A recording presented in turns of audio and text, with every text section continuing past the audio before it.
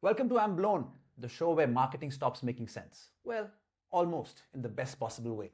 In every episode, we're going to take a marketing oddity or maybe even a consumer insight and pull a thread of that and make your brain pop. Like, why do Indians love shopping online at odd hours? Or who's the biggest influencer beyond the celebrity space? And we might surprise you with which is India's #1 aerated beverage.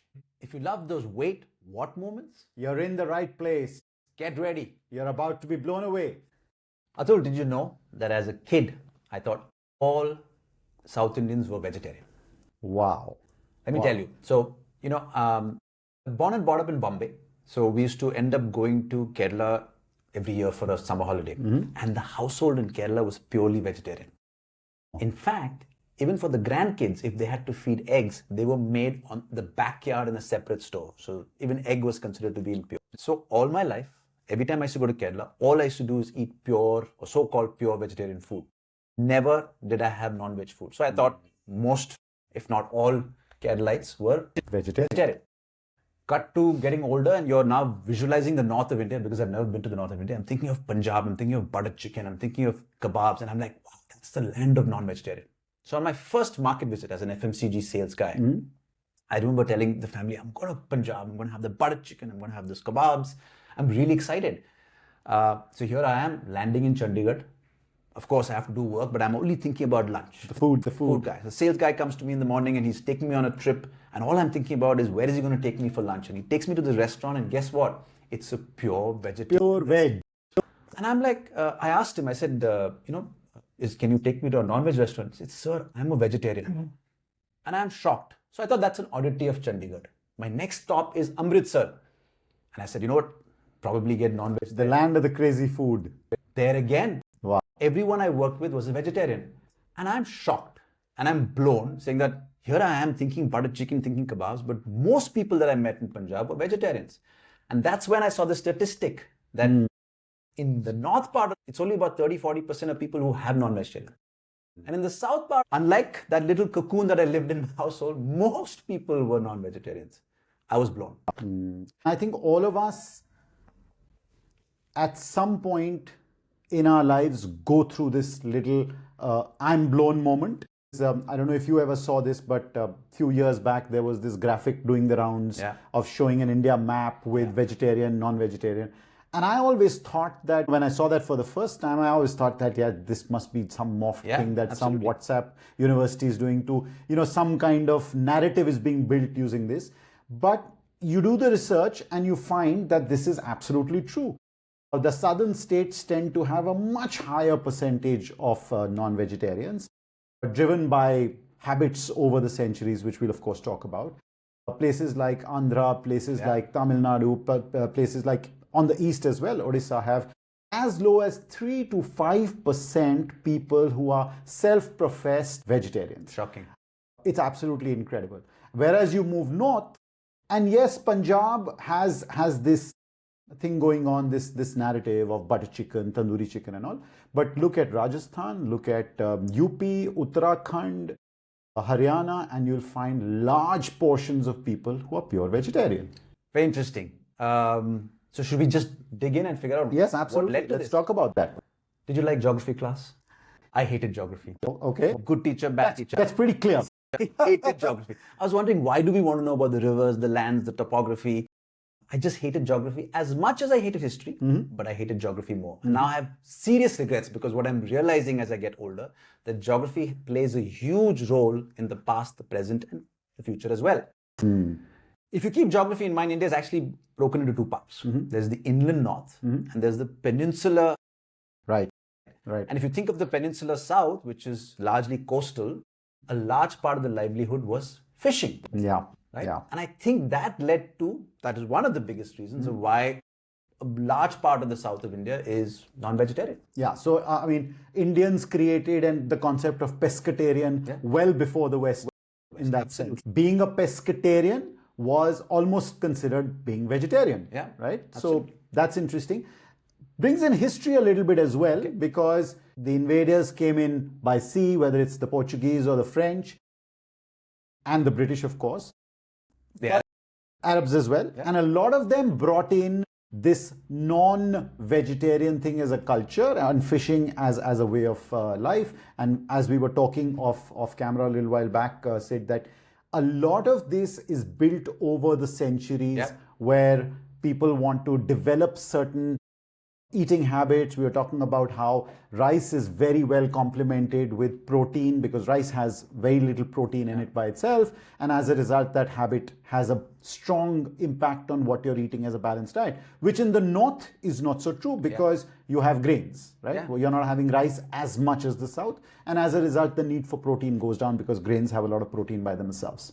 Interesting. So what you're basically saying is that one is, of course, the livelihoods, the fact that people used to fish, and as part of subsistence, which was rooted in India, people used to keep a part of that, the fish that they bought, to eat those fish as well. But you're also saying it's a great pairing with rice because of a natural protein thing. But that's interesting. I checked some information. I think this was dated 2011.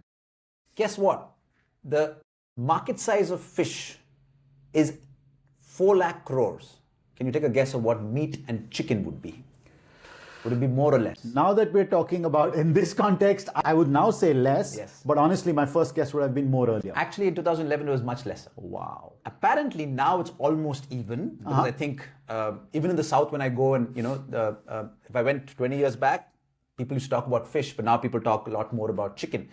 Now it's a little more evenly balanced, but way back, there was a lot more fish consumption in India than there was meat and chicken, which is shocking to me, again.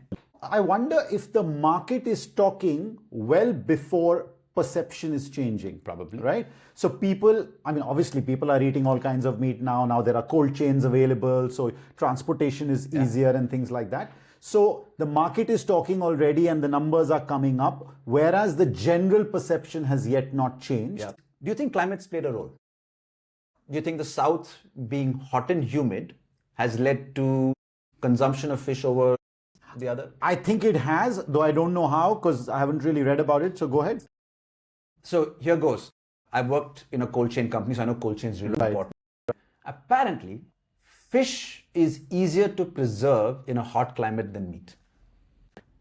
Really? I would have thought it would be degrading faster. So it degrades, it still degrades, but degrades at a lesser pace.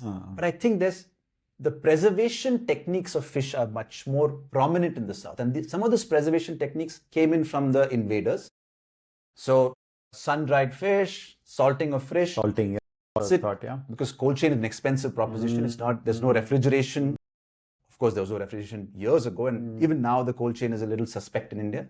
So the preservation techniques in fish are far more prominent than at least what they do for meat. And that's what I guess has been developed over the generations, right? Because it's a need-based thing as well. When you've got a lot of fish and you have to preserve it, you don't have a cold chain, then you find ways to do it. And that gets passed on over the generations from grandmoms to grandchildren and so on and so forth. What I was going to talk to you earlier about, what kind of impact this has on marketers, people who do FMCG products and not just food products in the non-veg space, but something like protein-based products. On the one hand, you may say that if the South is perceived to be having a lot less protein in terms of non-veg, but already has, do they have less of a need for protein, heavy foods? Or they're used to higher protein and as a result, you can get them more protein food? I worked for a dairy company and of course, it was a value-added dairy, yogurt, so on and so forth. Right. I know it was a high-protein yogurt. And the first time we actually went and sold the yogurt, we were harping on protein. Say, guys, this has got so much protein. And of course, the early adopters, what we called as the give a shit consumers, know that they want 80 grams of protein or 100 grams of protein. But that's a small sliver in the market. So the first early adopters loved our proposition. The second set of adopters, as we massified, we went and oversold this yogurt. They literally told us that this is dahi. Why are you trying to? It's not like baked chips, right? You don't have to oversell this. They literally told us that. We know what it is. And therefore, I realized that there is this incredible halo of milk in this country. Now, that halo is 2x in the north versus what it is in the south. So there's something at play there. There's something at play. Dairy consumption, we're talking about geography. I found out that Per capita milk consumption in the north is almost 2 or 3 times the per capita milk consumption in the south. Because inherently, dairy was a large part of the diet in the north, and that's sort of extended. Dairy is not so easy to preserve in humid climates. It goes, it gets bitter soon. In fact, the dahi. Again, I've always wondered why, when I used to have curd, my understanding of curd in the south is it has to be a little khatta. Because of this reason, I suppose. Yeah. And I thought that's natural. But here, is not the best. Right? So it's unique. I mean, I used to come here now. Now, of course, I've lived in Delhi for 14 years in a Delhi household. When the dahi gets khatta, you're like, yeah, doesn't really work. Whereas in the south, it's totally fine. It's all got to do with climate. It's not got to do with preference. So climate dictated taste as well. So That's amazing. But let's get back to non-veg. Let's get back to fish. So we looked at the geographical aspect. And of course, all these aspects, there's a certain degree of intersectionality, geography, history, economics, culture. I checked on the app of one of the meat providers. Fish is almost 30-40% more expensive in the north. Do you think the cost of the meat really makes a difference on consumption? That's interesting. Let's go into it before I answer that question. Is that a cold chain issue? Is it a source issue, or is that beaten now and still cost is an issue because demand is lower in the north? Interestingly enough, products, most daily consumption products, most of them, not necessarily the grains, but most of them have this long. The further you are from the source, the more middlemen it goes through. So one of the costs, of course, involved is that you have to fuel those middle margins. So that's absolutely. Cold chain for sure. I mean, cold chain just makes it that much more expensive.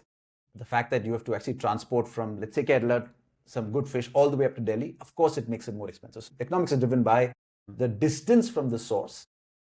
And I think there is some understanding that it is more expensive to consume fish, and therefore fish, of course, in the olden days, fish did not probably travel that distance at all. There may be also a perception that, boss, if it's fish, it must be old. Must be, absolutely. Right? Because it must have come from some faraway place. Correct. Better to get chicken because it must have been close by. But there is that perception as well that this could well be very old, which is changing because of cold chain, etc., etc. But perception doesn't change easily.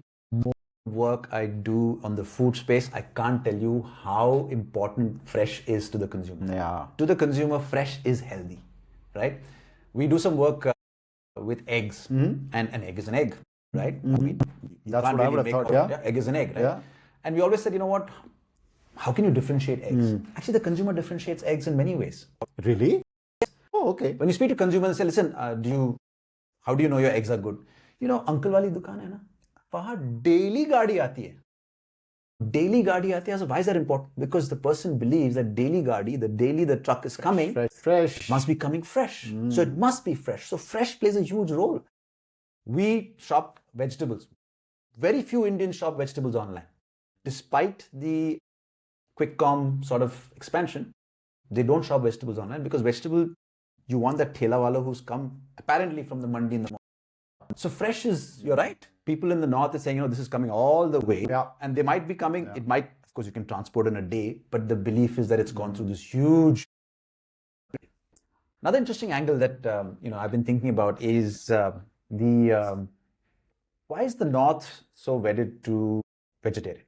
Of course, again, geography, dairy farming, there's an emotional attachment to cattle, to poultry, and therefore there's this religious symbolism that came onto dairy being sacred, cow being the mother, religious superiority of being vegetarian. And why did that not percolate down south? Now, the interesting thing is that the so-called Brahminical expansion, of course, there were missionaries, needless to say, but they were very different from the missionaries that we've known from the West. For them, it's not about conquest. For them, it's more about assimilation. The beauty of the Hindu religion is about, actually managing that diversity and assimilating the diversity. Right, yeah. And therefore, the interesting thing is as Brahmins sort of expanded to the South, they were assimilating the population through these stories. They were giving relevance to that population about you being part of a larger cosmic event. And the Brahminical expansion was about assimilation. And when they assimilated and and we bought these to bring people into this fold, I think they felt that fish is less impure than the rest. And they let it go. Poultry and stuff.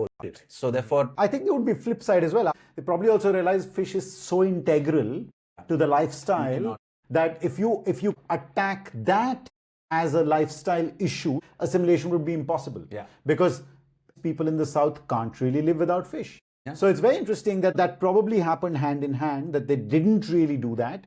And fish was seen as an acceptable source of food, and almost like I said, like we talked about earlier in the episode, that pescatarian was okay, was almost vegetarian. And as we were talking earlier off camera, that it's like fish is considered a plant of the sea, right? So it's almost quote unquote vegetarian. one last point. I'm not sure this is a chicken and egg situation. The codes of non-vegetarian in the South is very comfort food. The chicken curry is daily. The fish curry is daily. The codes of non-vegetarian in the North is more celebratory and indulgence. The butter chicken, those kebabs. It's not something that you have daily. I had a guy I had a colleague of mine who used to be, I think, from the coastal part of Andhra. He used to have a prawn biryani every day. Wow. Right? You're onto something over there, because you're absolutely right. I mean, when I grew up in Delhi, non-veg was celebratory. It was an occasion. The north of India sees non-veg as celebratory. One of the things that's mushrooming up in Delhi, which I've noticed, is high-end South Indian restaurants. They're all over the place. You're absolutely Of course, right. they love the dosa idli, which is daily. But the high-end South Indian restaurants that serve what we thought was run-of-the-mill South Indian food, but they're making it look good, they're making it look celebratory, and that's sort of driving penetration of South Indian food in Delhi. And a lot of that is non-vegetarian. A lot of that is non-vegetarian. Which is changing perceptions as well, because the first time I went to South India, my expectation was, and I'll probably get shot for this, that everybody eats idli dosa all the time. I mean, Delhiite would think that. Some of my wife's cousins took me to the side and they actually thought I'm pure vegetarian. As soon as they found out that I'm non-vegetarian, He's all right. all right. He's Absolutely. Okay, that was a good conversation, Sish. Let's try and recap some of the key points. Geography plays a huge role, and I think geography dictates a lot to do with the behavior. I think geography brought fish into this country. Therefore, over the generations, absolutely, non-veg has been run-of-the-mill for us in the South. That's one. The need for protein, I think that was a big one that changed food habits over the centuries again for the South Indians, along with rice. That became a big factor, not so much needed in the North. Yeah, I think climate plays a huge role. I think fish is better preserved in the climates in the South, and therefore that became easier to consume. Dairy is better preserved in the North, and therefore dairy became a source of protein. I think that's a big one. Yeah. I think a lot of the perception is driven by the popular foods of the South, like we were talking about, whether it's idli and dosa and vade and things like that. And that became the perception. Yeah, no, clearly. And I guess marketeers play a role. In the North, the marketeers have put butter chicken as celebratory, and therefore it's not consumed on a daily basis, and you get great butter chicken in the South, by the way. Really? Okay. I'm not so sure about that. I had butter chicken in Bangalore 20 years back versus the butter chicken I have today. Far, far better. So pretty good. And of course, marketeers in the South have now realized that, listen, if I want to market my South Indian food, I got to make it look celebratory. So I think that plays a role as well. Marketing has dictated. But I have to tell you, the first time I saw this, it was an I'm blown moment for me, because I never thought that South Indians were primarily non-vegetarian. Me too. All right. Awesome. Hope you guys enjoyed that episode of I'm Blown. We'll be back with you guys with another episode next week.